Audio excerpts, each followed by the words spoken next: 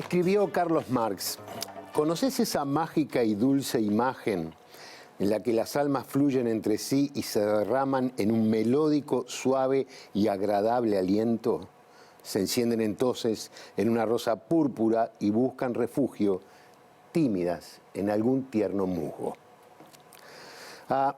Resulta inútil hablar, estúpido es comenzar, pero miro en tus ojos brillantes, más profundos que el suelo del cielo, más claros que la luz del sol, y entonces la respuesta me es dada.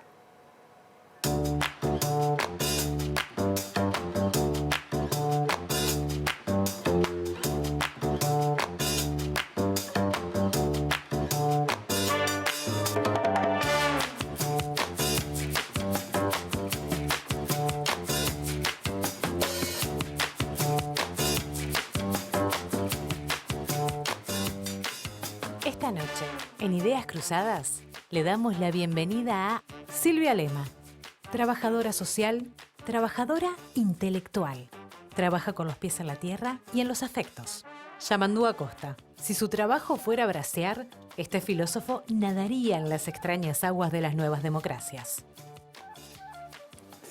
Buenas noches, bienvenidos a una nueva propuesta de Ideas Cruzadas. Capaz que ustedes se sorprendieron como me sorprendí yo de que Marx escribió poesía.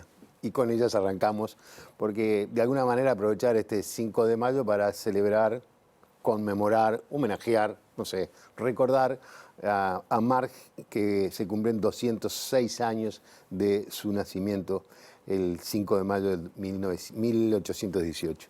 Y entonces, bueno, Silvia y Yamandú son nuestros invitados, a quienes han tenido la audacia de venir a acompañarnos en este buceo. Bienvenida. Gracias por muchas gracias por la invitación. No, por favor, gracias, Yamandú, por acompañarnos. Pero muchas gracias también por compartir con Silvia y contigo. Bueno, los pies en la tierra. ¿Por qué los pies en la tierra? Y bueno, yo debo ser porque uno de mis últimos trabajos que he realizado se llama Tierra de Trabajos y Afectos, porque en realidad es un estudio que sintetiza 8 años de trabajo en el proyecto de fortalecimiento de los procesos de colonización con colonos vinculados a la producción familiar. Y a partir de ahí un poquito la idea de que la producción familiar no es solamente producción material, sino también producción de la vida toda, y por eso es la idea de trabajo y afecto, con los pies en la tierra. Con los pies ¿no? en la tierra. Está muy bien. Bueno, ese es parte de tu trabajo, pero además sos docente, ¿verdad? Soy docente de trabajo social de hace muchísimos años, y soy trabajadora también de todos los días, del trabajo social, trabajo en el BPS, así que tengo los pies bien en la tierra. Era lo que antes se llamaban, o cuando yo era joven, los que estudiaban asistente social. Asistente social. Yo todavía me llamo asistente social porque mi título original es asistente social. Ahora son trabajadores sociales. Ahora somos trabajadores sociales. Bien, y tú sos un buceador, decía la presentación, de las nuevas democracias. Sí, como nosotros tres y otros que estarán eventualmente con nosotros a través de la televisión y los colegas que están acá en piso, he vivido, digamos, la experiencia de la dictadura, y he vivido, por suerte, la experiencia de las democracias que resurgen de alguna manera o de distintas maneras después de las dictaduras, y bueno, ahí se instala esta cuestión de en qué sentido son nuevas las nuevas democracias, cuál es el fundamento de su novedad, y un poco la hipótesis, de alguna manera convertida en tesis que he manejado, es que el fundamento de su novedad radica en, digamos, en la profundización en términos de una modernización sin modernidad que realizan los autoritarismos refundacionales del Cono Sur, entre ellos paradigmáticamente en Chile, pero también en Uruguay, en Argentina y en otros lugares. Y entonces el sentido de novedad está de alguna manera negativamente condicionado por las democracias que pasan a ser, de un modo negativo, no dictaduras.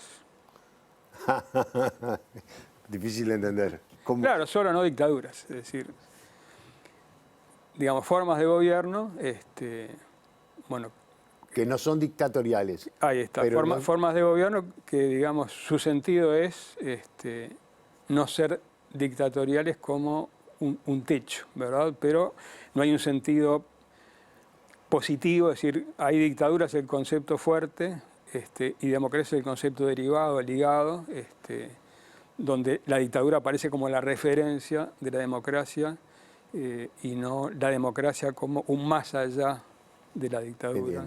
bien. En algún lado tengo anotado que dijiste que las nuevas democracias legitiman el totalitarismo del mercado. Ahí está. Y un poco la tesis es esa, ¿verdad? Desde el autoritarismo del Estado se generan las condiciones para instalar en las nuevas democracias, digamos, dictaduras de seguridad nacional derivan en democracias de seguridad mercantil, donde en el centro está el mercado es transterritorial, mientras que las poblaciones estamos territorializadas, con los pies en la tierra, ¿verdad? Y bueno, ahí se genera ese conflicto, digamos, entre la lógica del capital global y la lógica de existencia, producción y reproducción de la vida real en los territorios, en particular en los territorios de sociedades marginales o dependientes como las nuestras. No me quiero meter en eso, pero alguna vez leí algo de que con la globalización había dos tipos de personas, los que estábamos quietos y los que se movían. Ahí está, No. Bauman. Bauman creo que lo dijo así. Globalmente móviles. Y nosotros somos eso, los que estamos en el territorio. En ese territorio, bueno, ¿cómo puedo, para meternos en este tema, en sus trabajos, existe la presencia de Marx? ¿Hay una influencia marxista en sus trabajos?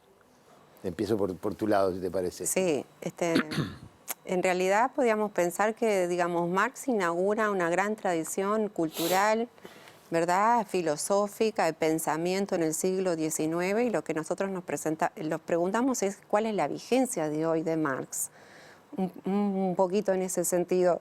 Y si nosotros miramos de alguna manera el comportamiento de lo que es la sociedad hoy, de este gran proceso de concentración, ¿verdad?, de acumulación y concentración de riqueza, al mismo tiempo, ¿verdad?, que homogeneiza, porque todos somos parte de ese gran mercado global, al mismo tiempo fragmenta.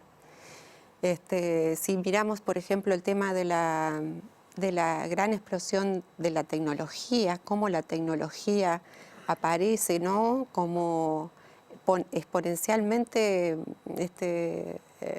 mucho más profunda la relación que tiene con el capital en su desarrollo como fuerza productiva.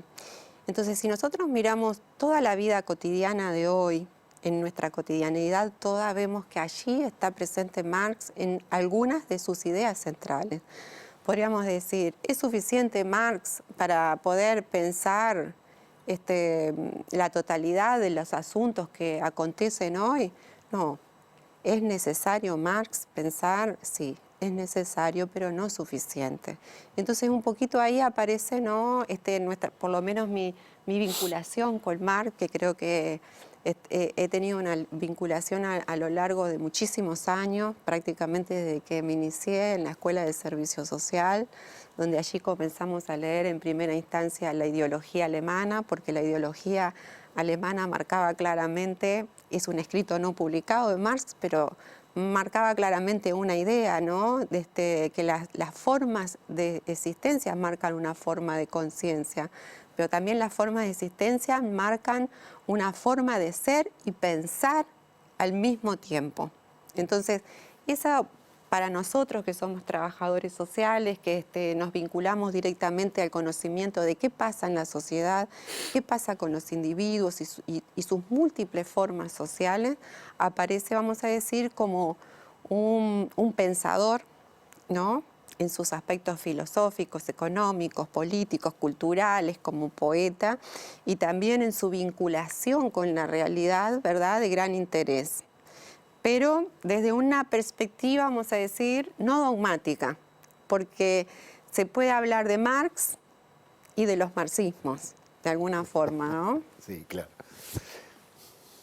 A ti en tu trabajo, Y bueno, mi relación, digamos, mi conocimiento de Marx viene en los estudios de preparatorios. Y a partir de allí siempre ha estado entre mis referencias, digamos, en las decisiones de la vida cotidiana, por decirlo de alguna manera, y bueno, y luego en el ejercicio profesional de la enseñanza, de la filosofía en particular, y de la investigación en ciencias humanas.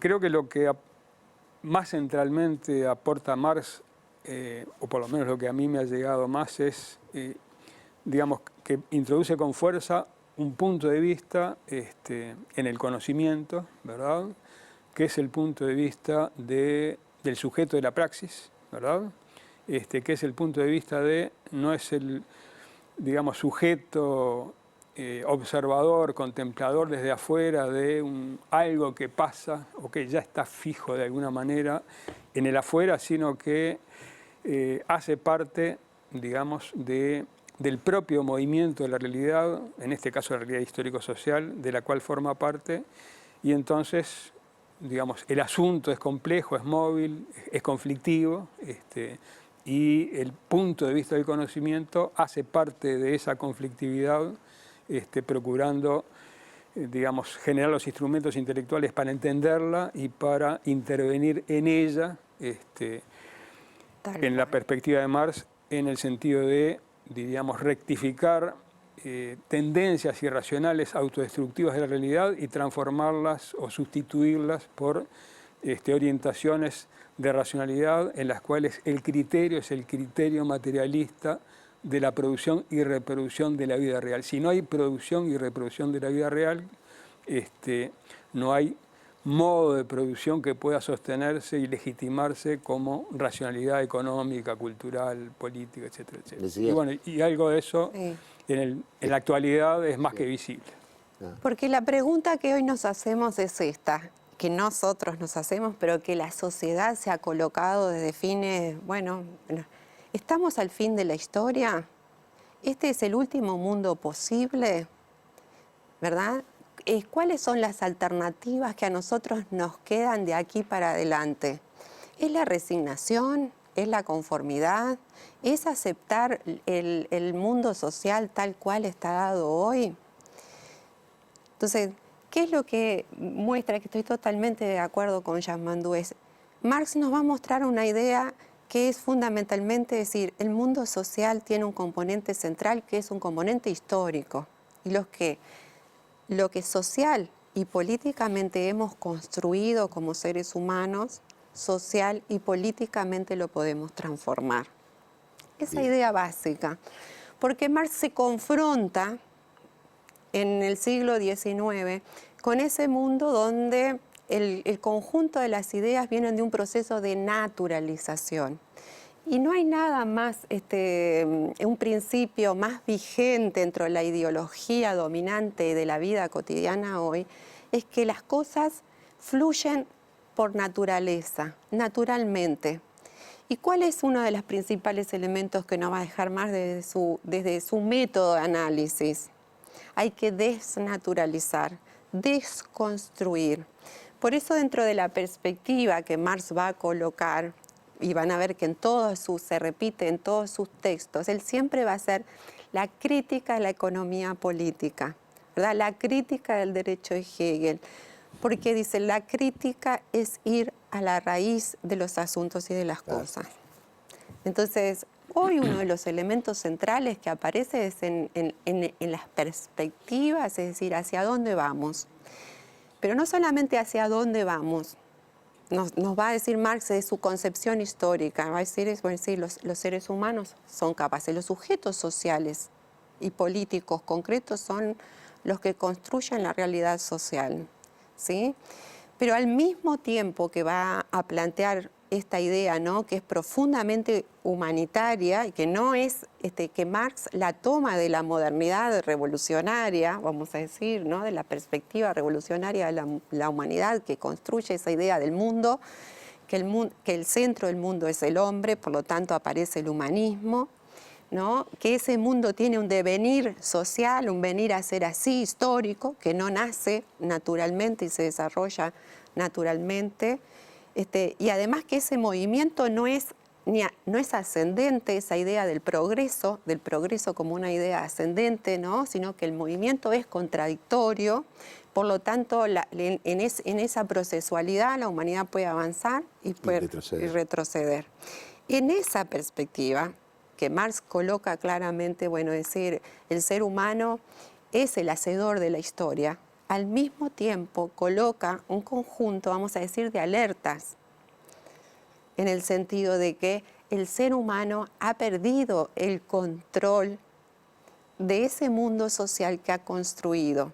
Y al mismo tiempo coloca fuertemente uno de los temas centrales hoy en la vida cotidiana y en nuestra vida cotidiana toda, es que el problema del extrañamiento, la enajenación, en esto de que no comandamos en realidad el mundo en el que vivimos, sino que nos sentimos comandados por el mundo en que vivimos, porque nos comanda el mercado, porque nos comanda el Estado, ¿verdad? Porque entonces es esa idea de pérdida de control, ¿no? De incontrolabilidad, está presente hoy, porque este proceso de acumulación, este proceso de concentración, ¿verdad? Este proceso en que parece ser que la ciencia nos comanda, porque nosotros no comandamos a la ciencia, es una forma particular del metabolismo social de las relaciones sociales construidas. Decías, está presente hoy o está visible hoy. No me quiero ir sin que me digas en qué. Marx. Sí. Más allá de todo lo que ella acaba de comentar, ¿no? Bueno, está presente, digamos, sus formulaciones son válidas desde el punto de vista de que, digamos, tienen significados respecto de situaciones que deberían ser y por lo tanto está vigente desde un punto de vista instituyente. En primer lugar, podríamos decir como efecto no intencional justamente de la totalización de la racionalidad mercantil por la mediación del neoliberalismo que trae Adam Smith como clásico, ¿verdad?, en plenos fines del siglo XX, principios del siglo XXI, y eso hace que Marx como respuesta vuelva como clásico de la crítica, ¿verdad?, a esta orientación neoliberal del capitalismo que tiene su antecedente en la economía política de Adam Smith. Eso por un lugar, ¿verdad? Es un efecto no intencional, digamos, de una racionalidad que intenta totalizarse y que genera que aquello que de alguna manera quería destruir vuelva con validez, por lo menos en sus tesis fundamentales. Después hay cuestiones que se pueden discutir respecto a las previsiones de Marx sobre la sociedad sin dinero, sobre la sociedad sin Estado. Es decir, las soluciones de Marx son abolicionistas y eventualmente no podrían sostenerse en relación al proceso del mundo tal como lo conocemos. Pero sus tesis básicas están fuertes. Por otro lado, tempranamente, digamos, en la que se considera como su etapa de juventud filosófica, en 1843, en el prólogo a la filosofía del derecho de Hegel, recordemos que él es un hegeliano de izquierda, ¿verdad?, formula, digamos, hace referencia a que la crítica de la religión culmina en la doctrina de que el ser humano es el ser supremo para el ser humano, ¿verdad? Este es el centro de la crítica de la religión. En el centro no está un Dios abstracto, sino el propio ser humano. Y esto deriva en el imperativo categórico, una expresión que es propia, digamos, de la filosofía de la práctica, de la ética, de echar por tierra todas las relaciones en las cuales el ser humano sea un ser humillado, abandonado, sojuzgado y miserable, ¿verdad? Y digamos, planetariamente, todo lo que siguió del siglo XIX, del siglo XX, del siglo XXI, encontramos que se producen y reproducen relaciones en las cuales el ser humano es un ser abandonado, humillado, sojuzgado y miserable. Este es el imperativo categórico, diríamos, de la acción concreta, objetiva, social, ¿verdad?, política, que a mi modo de ver complementa un anterior imperativo categórico de Kant, que es de la interioridad, de la subjetividad, de la intencionalidad de la conciencia, que aparece en la fundamentación de las metafísicas de las costumbres, Kant, del siglo XVIII, donde Kant señala: obra de manera tal que puedas querer que la máxima de tu acción obra de manera tal, pero esa es la primera forma. La segunda es: obra de manera tal que tomes la humanidad tanto en tu persona como en la persona de los otros, siempre al mismo tiempo como un fin y nunca solamente como un medio. Es una ética de la intención. Alcanza, no, porque yo puedo tener la mejor intención de tomarte a ti como un fin y no solamente como un medio, pero de repente te estoy tomando solo como un medio. Sí, claro. Y entonces ahí el imperativo de Kant, digamos, de Marx, complementa el de Kant en términos de la objetividad de las relaciones. Si las relaciones, digamos, transforman a las personas en instrumentos, en medios, que es lo que pasa con la lógica del capitalismo, donde todo es, en última instancia, mercancía, es instrumento, es medio, ¿verdad? De lo que se trata es de, objetivamente, eliminar esas relaciones en la procura de relaciones humanizantes.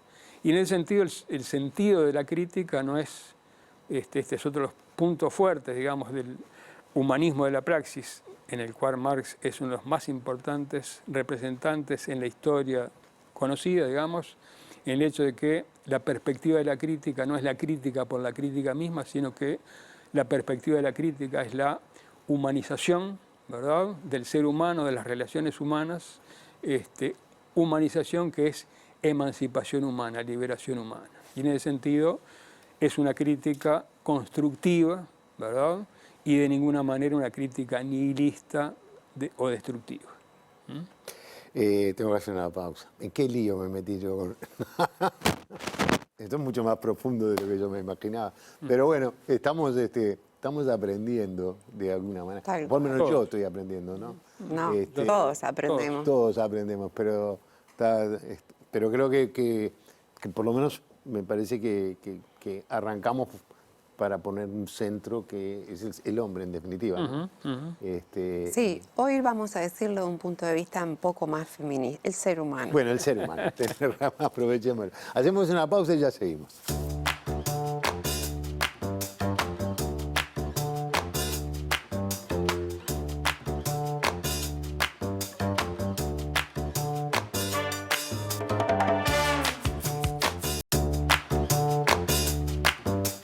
Presenta Mercado Agrícola de Montevideo, en el corazón de un barrio donde late la ciudad. Mercado de Historias. Mercado de Historia.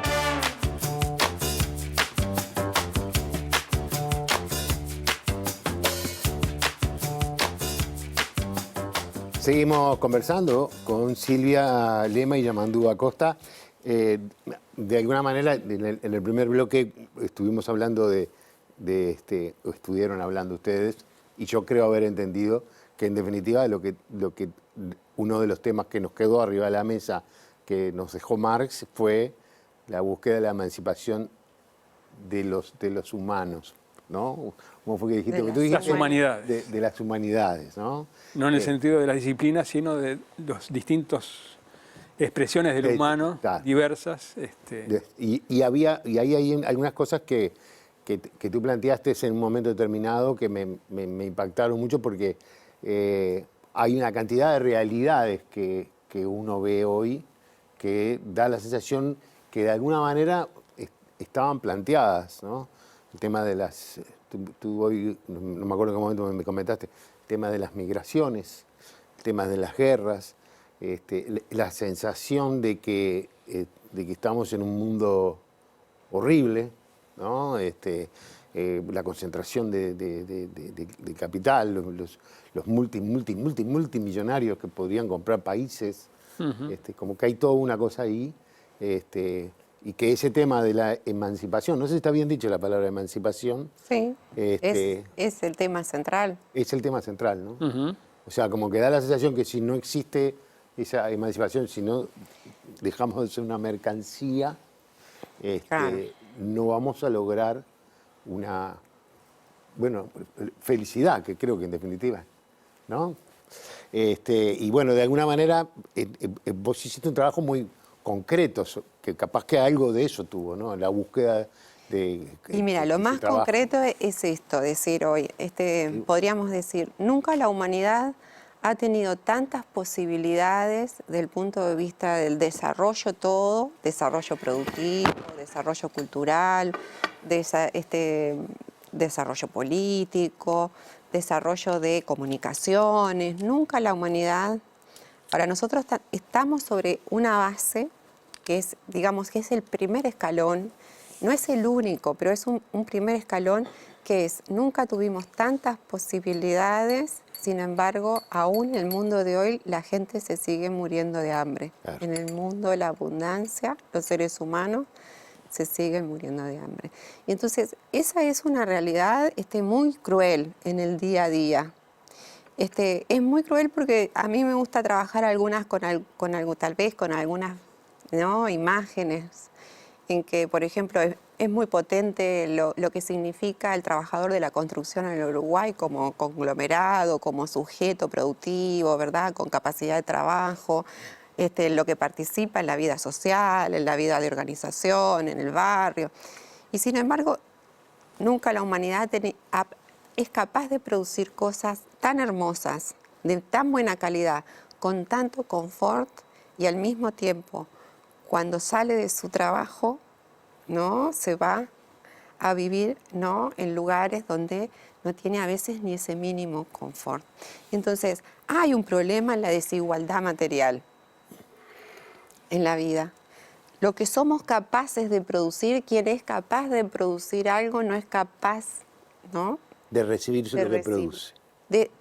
¿Cómo podríamos decir? De gozar de ese producto. ¿Ah? No estamos hablando de deseos suntuosos, estamos hablando del mínimo necesario, porque nosotros hoy vivimos en el Uruguay y en otras sociedades en América Latina, que ya Mandú tal vez para hablar mejor, y en el mundo todo, ¿verdad? Justamente frente a situaciones que no podemos categorizar de humanas. Entonces, esa capacidad que tenemos de humanización, porque humanizamos a través del proceso, al mismo tiempo es un profundo proceso de deshumanización. Y al mismo tiempo que somos capaces, ¿no?, de estar todos interconectados, por lo tanto de tener una mayor sociabilidad, estamos interconectados a través de la tecnología, ¿verdad? Y parece que que el mundo se haya achicado. Sí. ¿No? Claro. Y hablan de ese, ¿no? Al mismo tiempo estamos todos más separados, más aislados. Y eso habla de que el proceso que socializa, al mismo tiempo desocializa. Al tiempo que humaniza, deshumaniza. Y eso uno podría ponerlo como que forma parte, ese proceso de una sensación, por lo menos, de pérdida de capacidad de lucha. Bueno. De las organizaciones políticos, sociales o de la búsqueda de... Sí. Uno de los temas centrales que Marx va a colocar y que tiene vigencia es el problema de la crisis. ¿Sí? Que Marx va a hablar del tema de la crisis, pero no de la crisis solo desde el punto de vista económico. Y hoy hay un gran debate en torno a poder caracterizar cuáles son las características de la crisis que tenemos hoy. ¿Es una crisis puramente económica? ¿Es una crisis puramente política? ¿Es una crisis de la familia? ¿Es una crisis del Estado, de los partidos políticos, de los movimientos sociales? ¿Cuál es el tipo de crisis que es? ¿Esta crisis es coyuntural? ¿Es pasajera? ¿Es la crisis de los 90, de los 80, del 2000, del 2010? ¿Estamos en el 2024? ¿Estamos instalados en un proceso de crisis estructural permanente, ¿verdad?, donde hay una característica central, que es la que aparece más marcada en Marx, es en la medida de que esta forma particular de producción, ¿no?, y de producción por la producción, porque estamos en un modelo que producimos no porque lo que necesitamos. Si nosotros miramos, estamos rodeados en la sociedad de objetos, de múltiples objetos. ¿Cuántos de los objetos que nos rodean realmente satisfacen nuestras necesidades? Entonces, esta idea de la producción por la producción coloca en el centro de la cuestión y se enlaza con lo que es la crisis ecológica, fundamentalmente, y el proceso de destructividad. Ahora, no se destruye solo la sociedad materialmente, la naturaleza en su materialidad y en su objetividad. En ese proceso de destructividad nosotros estamos también en un proceso de destrucción de sentido, destrucción de identidades. Lo que decías hoy también, es decir, el proceso de construcción y de desconstrucción. Sí, sí, tiene la palabra. Para enlazar con lo que venía planteando Silvia, Claro. Te significa fenócito más. Gracias. hay un pasaje en el primer tomo de Capital, que es el que Marx revisó y publicó en vida, donde dice así, por un lado plantea esta cuestión de, digamos, la lógica de la desterritorialización, ya con antecedentes en el siglo XIX, la concentración, no me acuerdo exactamente, de ganado en Irlanda, tiene como contraparte la expulsión de irlandeses hacia Estados Unidos, ¿verdad? Es decir, ahí hay... O sea, que la ganadería expulsa a los irlandeses, a los habitantes. No me acuerdo exactamente. No, pero podría parir. Tampoco tengo dominio, pero sí. La idea es, bueno, transformaciones en la actividad de producción agraria en un lugar generan efectos no intencionales de, en este caso, expulsión de los naturales de ese territorio a territorios de ultramar. Y en este sentido, en su reflexión, señala hacia el final de un párrafo allí, este modo, más o menos textual, este modo de producción solo sabe desarrollarse socavando al mismo tiempo las fuentes originales de toda riqueza, la tierra y el hombre. O sea, el socavamiento de la tierra, de la naturaleza y del hombre, del trabajador en particular, sí, claro, no es algo, digamos, puntual, accidental, no intencional, no es un mero efecto colateral eventual, sino que es algo constitutivo de este modo de producción. Obviamente todos los modos de producción, es decir, todas las relaciones del hombre con la naturaleza de tipo económico tienen algún efecto en la naturaleza, en el ambiente, pero en el caso de este modo de producción tiene la capacidad de socavar permanentemente, constitutivamente, la fuente de toda riqueza, con lo cual en el largo plazo, digamos, como socavamiento tiene un carácter exponencial, como el capitalismo se desarrolla por extensión y por intención, es decir, invade o trata de invadir todos los espacios, digamos, genera un horizonte de colapso de las condiciones mismas de posibilidad de la vida, ¿no? Es decir, las crisis ambientales y las crisis sociales humanas, ahora con motivo de las guerras en Medio Oriente, sobre todo, se hablaba el otro día no solamente de crisis humanitaria, sino de crisis de humanidad, claro, que se expresa a través de las crisis, claro, humanitarias. Y en ese sentido, digamos, avanza en más de un siglo ideas que nadie podría hoy, digamos, rebatir razonablemente, independientemente de una orientación ideológica de un tipo o de otro. Es decir, hay consenso respecto a que si no se interviene la racionalidad de este modo de producción, que es al mismo tiempo, como decía Silvia, productivo y destructivo, es decir, tiene una contracara destructiva que como no está dentro de la racionalidad del cálculo mercantil, se invisibiliza por detrás de la eficacia de la producción del producto en términos mercantiles, digamos, tiene esta peligrosidad que implica que esta racionalidad debe ser intervenida en nombre de la última instancia materialista, que es la producción y reproducción de la vida real. Es decir, la última instancia materialista no es una cuestión ideológica, ¿verdad?, sino que es una cuestión de estricta racionalidad, más allá de cualquier definición ideológica, más allá de cualquier imperativo moral. A ver, yo le voy a plantear, la, el Marx y el marxismo, de alguna manera, tienen como una identificación política con la izquierda, ¿está bien? Sí, claro. La izquierda no ha sido respetuosa tampoco en aspectos vinculados a la conservación del medio ambiente y en la búsqueda de la solución de aspectos de la vida, del trabajo, de la producción, también quizás dentro del mismo sistema capitalista, también descuidó.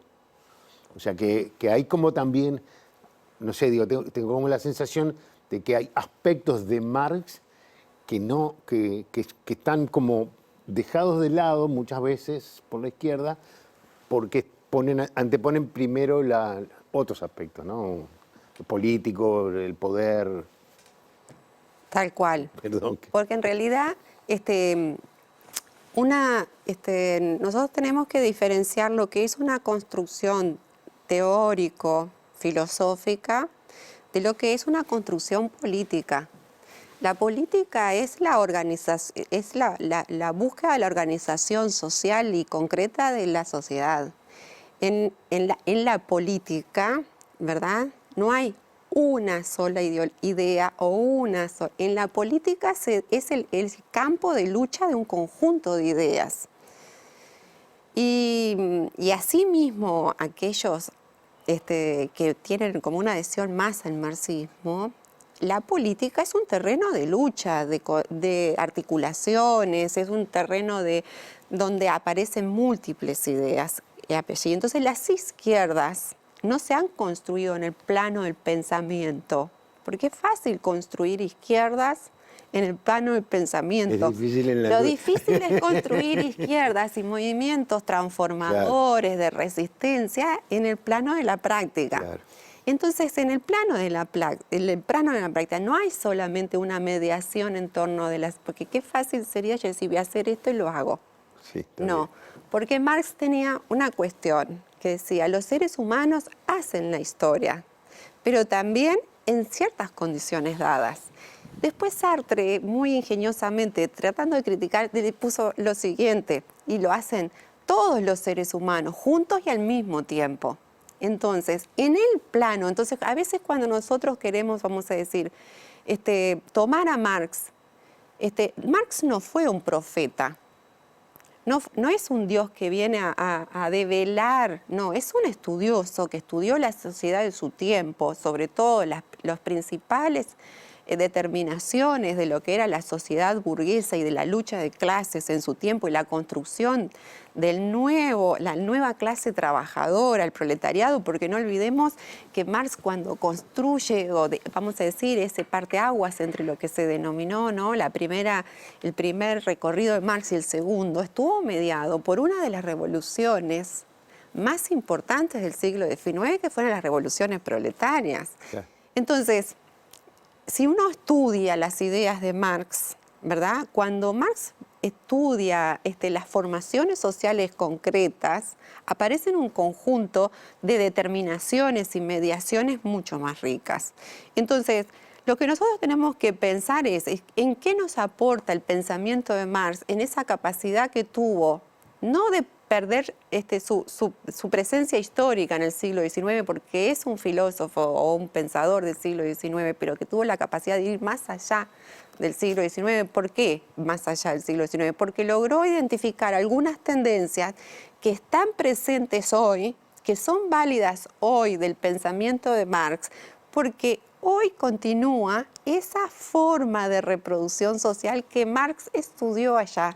No en sus mismas características, pero sí en sus tendencias. Entonces, no es un profeta, no escribió el futuro, pero sí tiene algunos elementos para pensar, para criticar la realidad en que vivimos. La construcción política del sujeto social, de los sujetos políticos, de los partidos, de los movimientos, es una construcción histórico-concreta que tiene el aporte necesario, como dijimos en Marx, pero no suficiente. Entonces, las izquierdas se han debatido en el marxismo, porque no olvidemos que la Segunda Internacional, la Tercera Internacional, ¿verdad? La construcción de lo que fue los bloques socialistas, la crisis del bloque socialista, en demás. Entonces, en un conjunto de experiencias que podemos denominar intentos de transición hacia el socialismo, que no tienen que ver con lo que un pensador, un profeta puede escribir en un... No, sino con la construcción que nosotros, los seres humanos, socialmente somos capaces de hacer. Te veo a sentir en algunas cosas. Sí. Pero te quería tirar una pregunta, que igual sí que... ¿Cómo no? Que porque una de las cosas que por lo menos yo siempre me pregunto es, bueno, yo siento como que muchas veces se sigue tomando eso que tú dijiste, ¿no? Ese Marx de ese momento y de ese movimiento proletario y de esas revoluciones proletarias y se las traslada directamente al hoy. Y yo siempre me pregunto, ¿hay proletariado? ¿O cambiaron? Perdón, o cambiaron no sé si está bien dicho, las clases o las formas, ¿no? Cuánto de la tecnología, de la robotización, etcétera, modificó eso y cómo se identifica hoy cuál es una clase revolucionaria, para definirlo de alguna manera. Bueno, esa es una enorme pregunta. Bueno, eso quiere decir que es un buen periodista. Sí. Y muy, muy relevante, ¿no? Digamos, uno puede advertir que del discurso de las ciencias sociales, de las ciencias políticas, hay conceptos que se han ido desapareciendo. Uno de ellos es el de clase social, lucha de clases. Esos conceptos que eran idea fuerza en las ciencias sociales de los 50, de los 60, post-dictaduras, digamos, prácticamente salen de escena. Y en ese sentido, digamos, esto implica de alguna manera poner en juicio la propia existencia de las clases sociales, entre ellas el proletariado, ¿verdad? Y de la lucha de clases como motor, digamos, de la historia escrita, según dicen Marx y Engels en el Manifiesto Comunista, ¿no? De la historia que conocemos desde que hay historia escrita.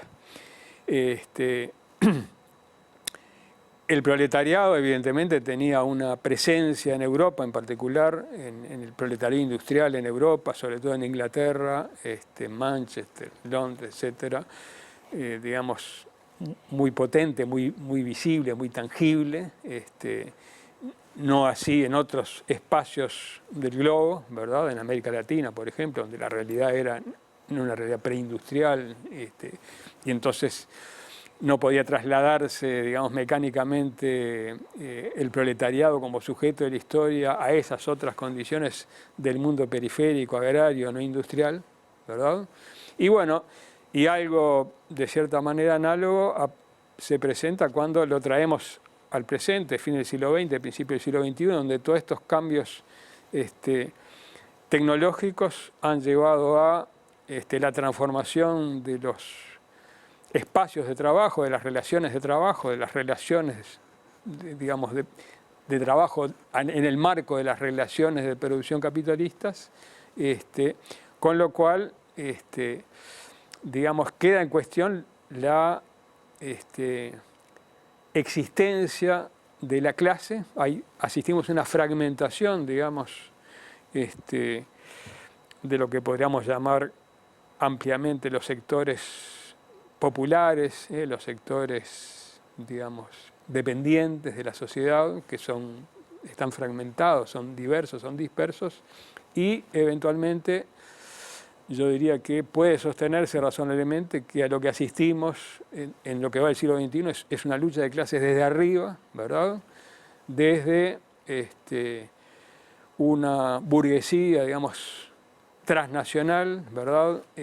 Global, que emprende, diríamos, en nombre de la libertad del mercado, una lucha contra la igualdad, ¿verdad? Y esta lucha contra la igualdad, que implica que no todos pueden vivir, por lo menos en niveles de dignidad humana, ¿verdad? Pueden apenas sobrevivir en el mejor de los casos, o simplemente son digamos, aquellas vidas que hay que sacrificar para que otras vidas sean posibles, que es lo que sostenía von Hayek. En ese sentido, bueno, hay un desdibujamiento del sujeto político, de la transformación Bueno, desde abajo. Digamos, podemos discrepar un poquito. Y ¿Me das Sí, un me gusta. un yo sé. minuto y discrepamos? ¿Me das un minuto y ¿Cómo no? discrepamos? ¿Cómo no? ¿Cómo no? Un minuto y ya, y seguimos. Presentó Mercado Agrícola de Montevideo, en el corazón de un barrio donde late la ciudad. Mercado de Historia. Mercado de Historias.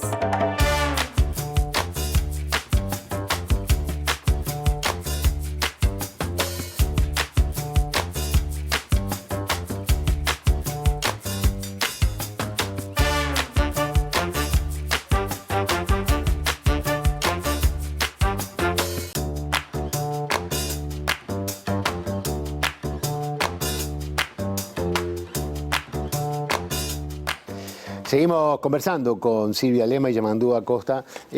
Tú estabas cerrando... Una idea.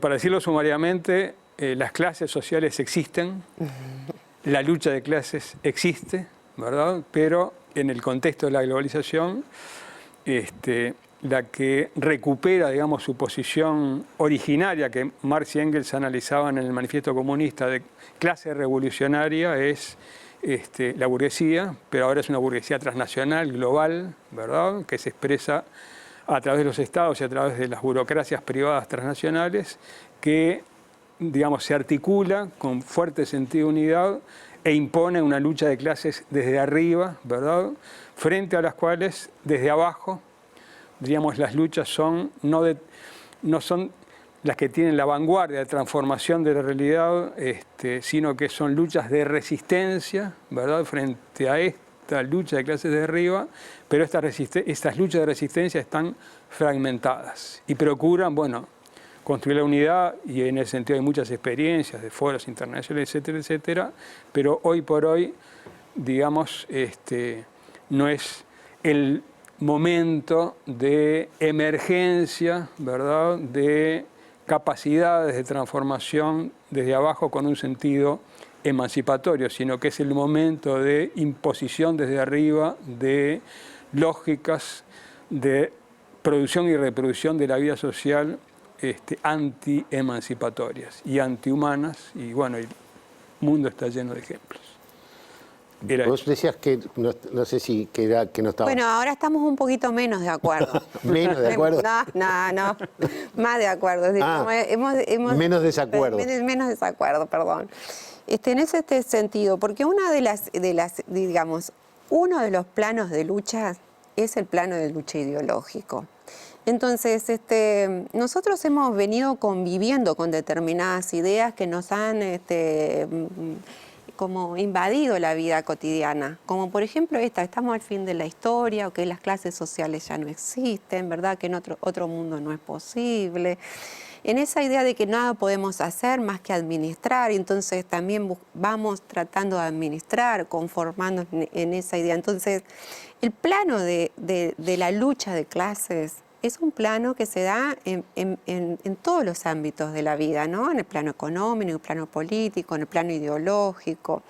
Y de alguna manera ha habido una ofensiva ideológica, tal forma que, y la propia crisis de lo que fueron, vamos a decir, las tentativas de implantación de regímenes o un nuevo orden socialista frustrados, que quedaron frustrados, hizo un proceso de retroceso ideológico, hizo un proceso de crisis en la clase trabajadora.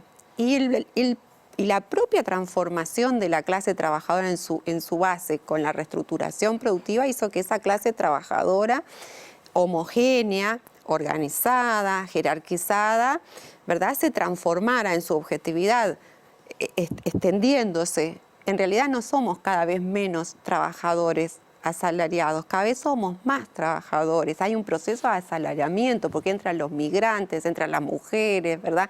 Entran nuevas poblaciones a trabajar. Pero al mismo tiempo, ¿verdad?, que aumenta en cantidad, también se heterogeneiza. Porque ahora ya no es el trabajador de la fábrica, es el trabajador de la fábrica, es el trabajador intelectual, es el de la cultura, es el que sale en el busy boy, ¿no? Sí, sí, claro. Boy, en múltiples formas. El teletrabajador. El teletrabajador, sí. Hay una multiplicidad de la clase trabajadora. Claramente que hay, vamos a decir, la crisis de un proyecto societario orientador, porque al mismo tiempo, es decir, ¿es posible el socialismo? Una nueva orden social. Entonces, esa crisis que se expresa en los distintos ámbitos, de alguna manera también expresa la falta de una crisis, de un proyecto societario que dé orientación y sentido y pertenencia. Eso no quiere decir, eso que es una construcción ideológica, política y que está en el nivel de decir, bueno, ¿cuál es el nivel organizativo que tenemos en la lucha? Es una cosa. Ahora, otra cosa es decir, la lucha de clases no existe, porque la lucha de clases en la cotidianeidad no aparece como tal, aparecen como grupos, como corporaciones, como sectores, como parciales. Y Marx va a ahondar por abajo, es decir, ¿por qué? No se presenta en la inmediaticidad, sino se presenta en la esencia, las clases sociales existen. ¿Cuáles son las condiciones objetivas de emergencia? Y bueno, así vimos. Hay momentos en la historia, determinados procesos, determinadas coyunturas, en que la lucha emerge como tal. Pero eso no quiere decir que los trabajadores hayan perdido la capacidad política como sujeto político, porque nosotros pensamos hoy más que nunca, la cuestión ecológica está vinculada a un proceso de transformación de todas las relaciones sociales. No hay posibilidad de tener un planeta verde mejor si no transformamos la forma de producir, porque es la primera forma. No hay posibilidades de una emancipación femenina, porque nosotros no solamente nos buscamos la emancipación en el plano de la igualdad de la familia, del Estado, de los derechos. Nosotros somos en una área mucho más emancipada, pero en otra área estamos mucho más subordinadas, porque nosotros salimos de la subordinación doméstica y entramos a la subordinación del mercado laboral. Y hoy cumplimos doble jornada de trabajo o triple jornada de trabajo, porque no solamente... Entonces, no hay posibilidad de pensar en la cuestión del migrante, en la cuestión de las distintas etnias, de las distintos... Cada una de esas luchas que se presentan. Y bueno, hoy se presenta bajo la forma de fragmentación, pero eso no, es una construcción histórica en perspectiva, porque va a haber hay un momento, ya vemos que hay un momento en donde esas luchas parcelarias llega a un límite. Es decir, no hay posibilidad, ¿verdad?, de una transformación sustantiva. Por ejemplo, en el feminismo no hay posibilidad de una igualdad sustantiva que solo se desarrolla en un determinado plano si nosotros no transformamos la desigualdad que nosotros vivimos en el plano de las relaciones sociales. Te voy a dejar sin palabras. No por lo que voy a decir, sino porque se nos fue el tiempo. No por lo que te voy a decir. De cualquier manera, me parece que estuvo muy bueno pensar en este tema y que de alguna manera lo que pusimos en el centro, lo que pusieron ustedes en el centro, en realidad es la presencia de Marx como una gran herramienta para seguir pensando. ¿no? Tal cual. Y más allá de esos elementos que aparecen, porque creo que en las últimas dos intervenciones de ustedes se muestra claramente la necesidad de seguir pensando, tener una mirada crítica para, bueno... Pero pensando, como dijiste desde el comienzo, ¿no? Pensando desde los problemas cotidianos sí, que nosotros claro. decimos, sí, ¿no? Pensando desde allí para dar una orientación, un sentido, una esperanza, una perspectiva. Es lo que hacía Marx. ¿No? Exactamente. El partía de problemas contemporáneos, no partía... Bueno, yo les agradezco mucho Bueno, que hayan gracias a venido. ti. No, por favor, a mí me encantó. Aprendí mucho, la verdad que aprendí mucho. Me parece que hay algunas definiciones que plantearon ustedes. Y sobre todo, perdone que se los diga de esta manera, me encantó ver gente que tiene tanto conocimiento y que sigue pensando tanto como ustedes. No, en serio. Muchas lo digo. gracias. Y creo que eso es muy valioso y que necesitamos espacios para que sus pensamientos puedan transformarse en ideas, que eso es lo que nosotros pretendemos hacer. No, te felicito por el programa, la verdad, y me encanta. Además que, bueno, es justamente es una instancia de resistencia también. Bueno, sí, de alguna manera sí. Gracias por la oportunidad No, por favor. de la conversación, de conocer, bueno, ya nos conocíamos, pero dialogar, De dialogar. cosa que no habíamos hecho cuando integramos un tribunal con Silvia y contigo, y fantástico. A las que por haber órdenes. aportado algo. Y seguir conversando, ¿no? Porque, como nosotros decimos, conversar es pensar juntos en voz alta y creo que eso sigue haciendo falta. Hasta el domingo que viene.